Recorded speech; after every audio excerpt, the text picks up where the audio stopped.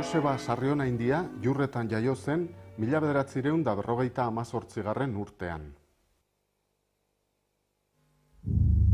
Lehen ikasketak Durangaldean burutu ondoren, Bilbora jo zuen unibertsitate ikasketak egitera. Han, Deustuko Unibertsitatean Euskal Filologia ikasi zuen.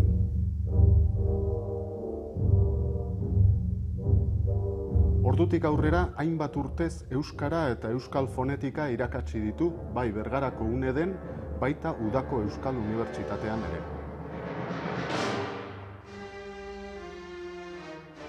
Pots literatura aldizkariaren sortzaileetako bat izan zen Bernardo Atxaga, Jon Juaristi, Ruper Ordorika eta Iturralderekin batera.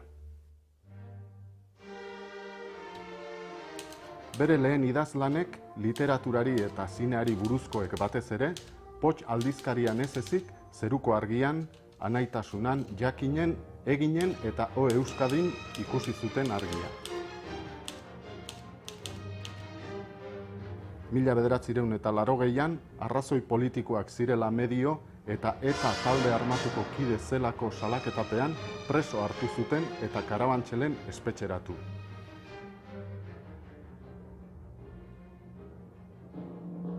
Mila 1981an espetxean zegoela, Izuen gordelekuetan barrena poema liburuarekin Azkue saria irabazi zuen.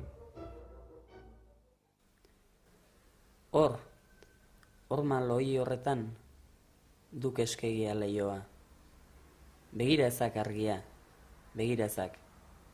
Lehioa duk eskegia horma lohi horretan. Joseba Sarrionaindiarentzat, poesia ez da arestik esaten zuen bezala, gizarte errealitatea adierazteko eta burrukatzeko arma. Josebak, poesia gehiago erabiltzen du bere bibentziak eta sentsazioak kanporatzeko iraultzarako baino.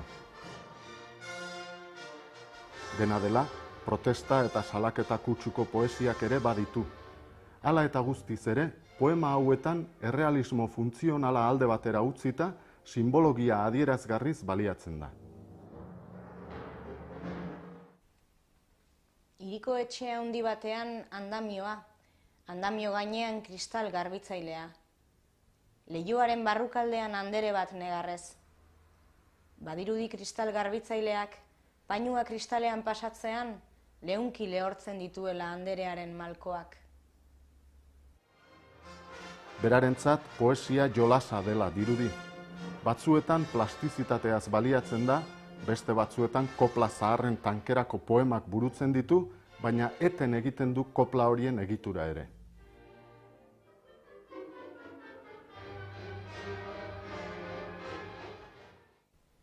Eder basoan aritza, aranaldean garitza.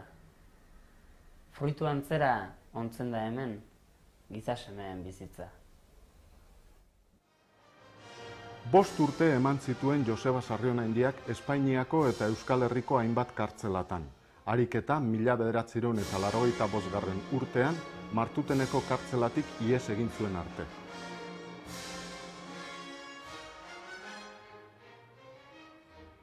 Sarrionaindiak liburu ugari eta era ezberdin askotakoak argitaratu ditu. Esaterako, narrazioak liburuan 10 kontakizun labur biltzen ditu.